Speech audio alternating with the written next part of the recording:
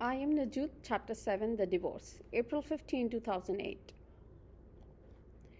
The great day has arrived sooner than expected. What a crush. The courtroom is full to bursting. It's amazing. Have all these people on the benches in front of the judges' raised desks come just for me? Although Shada warned me that the preliminaries might take a great deal of time. Her media campaign has paid off, and now, in the jam packed courtroom, she seems as astonished as I am. 1 week has passed since our first meeting, a week spent contacting newspapers, TV networks, and feminist organizations. And this is the result, a miracle. I have never seen so many snapshot and film cameras in my life. I'm breathing faster and faster. Are all these faces crowding around me, using up my oxygen, and or am I simply a bundle of nerves? Beneath my black scarf, I'm perspiring heavily. Nujood, a smile, shouts the photographer, elbowing his way over to me. Almost immediately, a row of cameras swarms in front of me. I blush, intimidated by all these flashbulbs.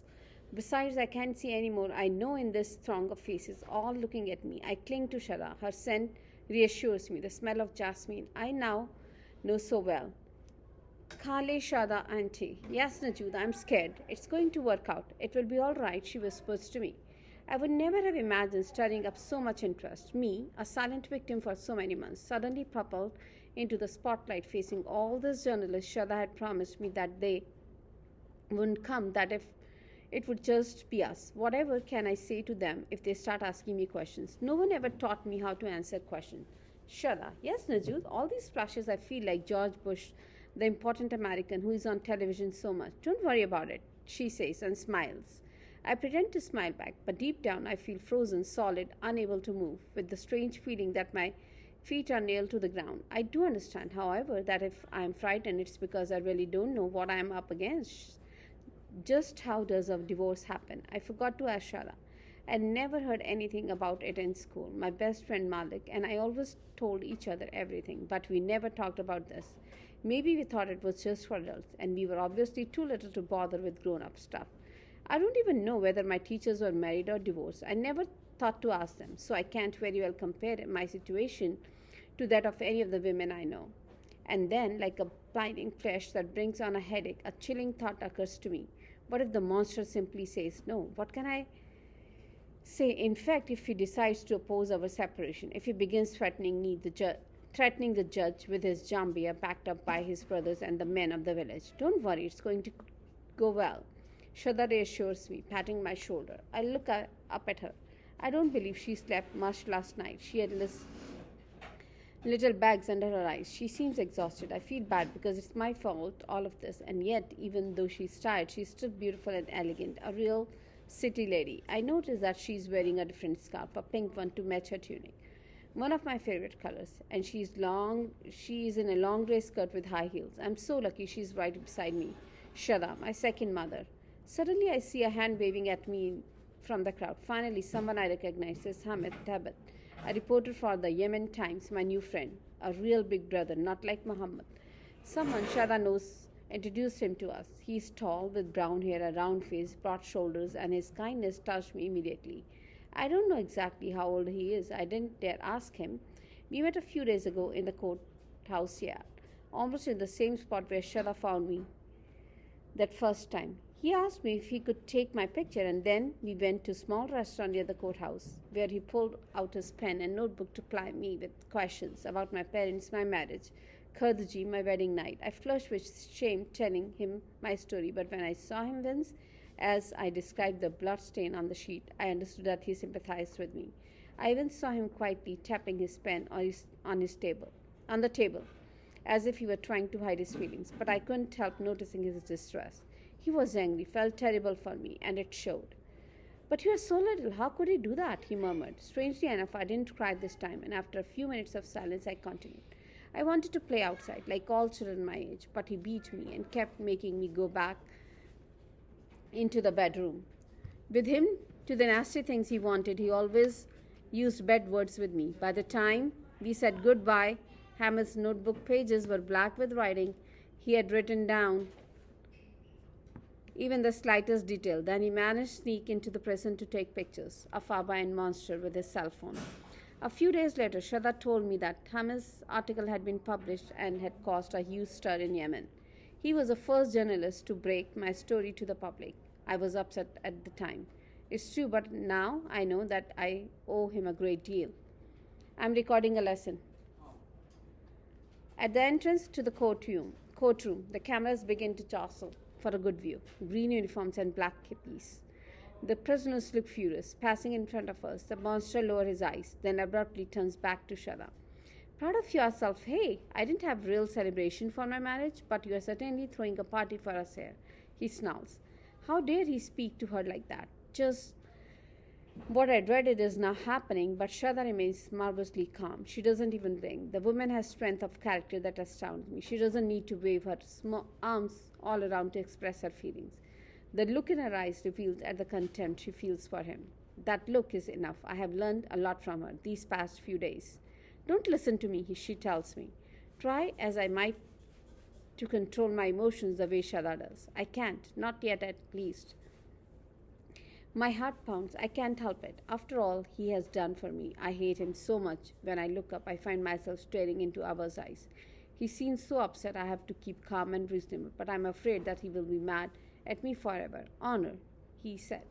Seeing his face, I begin to understand that very complicated word means. I can see in my Abba's eye that he's angry and ashamed at the same time. All these cameras pointed at him. I'm so furious at him, but I can't tell feeling sorry for him too. The respect of other men, that's so important here. What's a mob scene? Exclaimed a security guard. The courtroom has never been so full. There is fresh barrage of camera flashes. Someone important has arrived. It's Muhammad Al-Ghazi, the Chief Justice of the tribunal. I can identify him thanks to his white turban knotted behind his head. He has a thin mustache and short beard, wears a grey jacket over his white tunic, and proudly displays his jambia at his waist. I follow the judge's every move. I don't take my eyes off him for a second. I watch him sit down behind his raised desk, now cluttered with a microphone of radio and TV stations. I watch him set his files down in the front of him. You would think he was President of the Republic getting ready to speak. Judge Abdo joins him, sitting down in the chair next to him. Fortunately, they are here to support me. I can't still believe my eyes.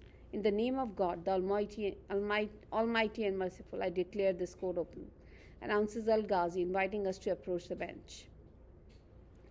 Shada motions for me to follow her. To our left, Abba and Monster also move forward. I sense the crowd seething behind us as part of my feeling incredibly strong, but I have no control over the rest of me, which would give anything right at this moment to be a tiny mouse. Arm crossed, I tried to hold on.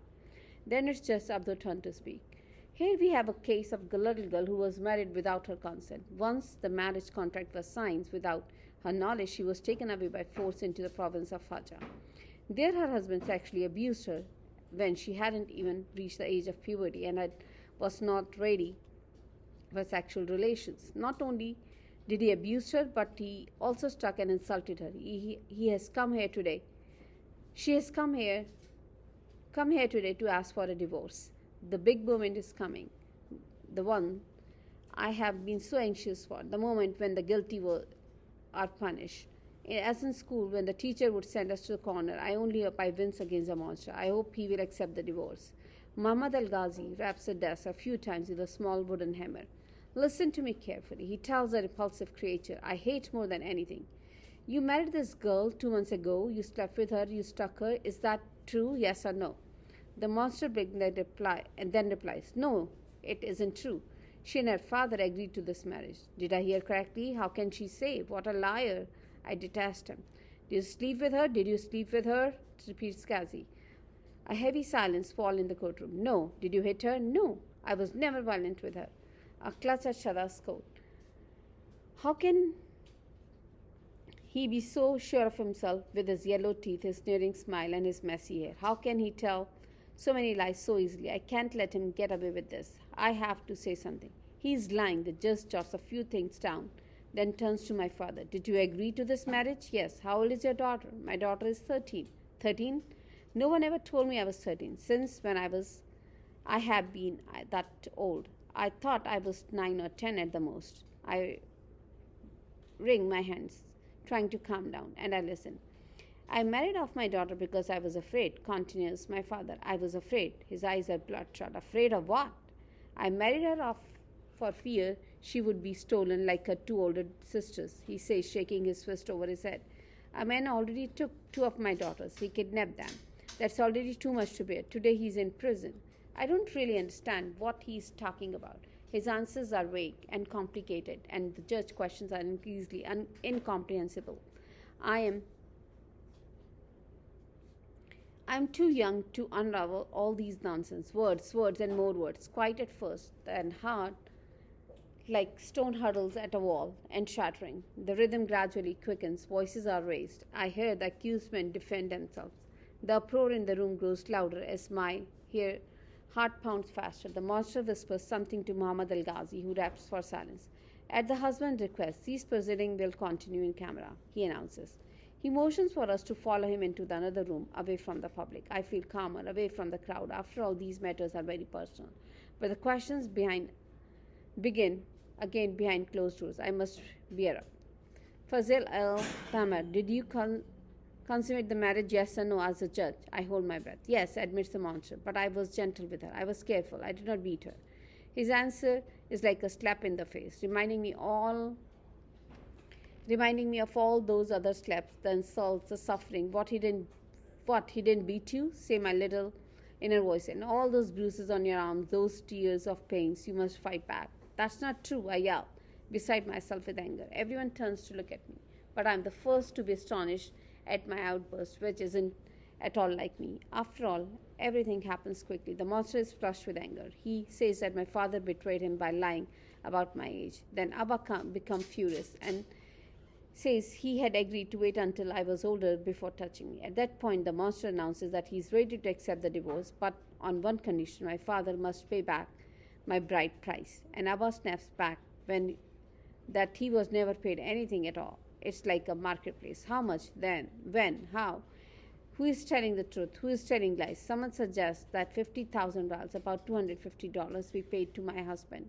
If that would allow the case to be closed, it would take a workman for months to earn that much money. I'm lost. Will everyone just finish up this business and leave me alone once and for all? I have had enough of these grown-up quarrels that makes children suffer. Stop. In the end, I am saved by the judge's verdict. The divorce is granted, he announces. The divorce is granted. I can't believe my ears. How curious this sudden desire to run and scream to express my joys. I am so happy that I don't even pay attention to the fact that the judge had just announced that my father and the monster will be released without even a fine to be paid or a sign promised of good conduct. For the moment, I just want to fully enjoy my regained freedom. Leaving the small room, I find the crowd still waiting, noisier than ever. Say a few words for her camera. Just a few words, shouts a journalist. People crowd around to see me, applauding. I hear the great wave of congratulations on all sides. Mubarak. Behind me, I heard someone murmur that I must certainly be the youngest divorcee in the world. Then come the gifts. A man who says he presents a Saudi benefactor who has moved by my story slips a bundle of 150,000 rials into my hand. That's almost $750. I have never seen so much money. This girl is a heroine. She deserves a reward, he exclaims. Another man talks about an Iraqi woman who wants to give me some gold. I am surrounded by crackling flashbulbs by reporters. One of my uncles stands up from a bench and calls out to Shada, "You have sullied the reputation of our family. You have stained our honor." Turning to me, Shada whispers, "He's just babbling." She takes my hand and leads me away. After all, I have nothing more to fear from my uncle since I've won. I'm divorced, and the marriage gone for good. It's peculiar, the feelings of lightness and returning suddenly to my childhood. Khale Shada, yes Nujood, I would like some new toys. I feel like eating chocolates and cakes. Shada gives me a big smile.